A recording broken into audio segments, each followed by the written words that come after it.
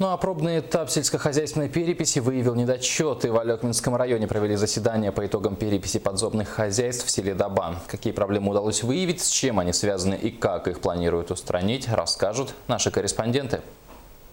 Очередное заседание комиссии по вопросам сельскохозяйственной переписи на этот раз отчетливо показало ряд проблем и недочетов, выявленных в ходе пробной переписи в селе Дабан. Время проведения было ограничено с 10 по 22 марта. Первое, опять-таки немаловажное, наверное, что не была обеспечена безопасность переписчикам во время обхода, так как не все, к сожалению, владельцы своих домов не пристегивали своих питомцев. Далее пройдемся, по самой форме, которая заполняется крестьянским КФХ, так называемое крестьянское хозяйство.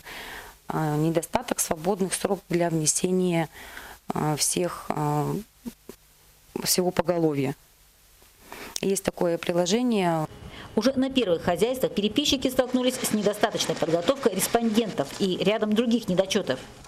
Люди зачастую не знают статус своего земельного участка.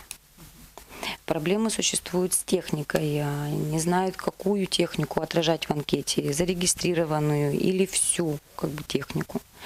Были проблемы в анкетах с указанием всего поголовья имеющего, то есть недостаток свободных строк. Исправить положение вполне возможно, убеждена Ирина Горизонтова. Решено на комиссии отработать с каждым главой, прямо по каждому пункту. Елена Фаст, Максим Копылов, НВК Саха, Алекминск.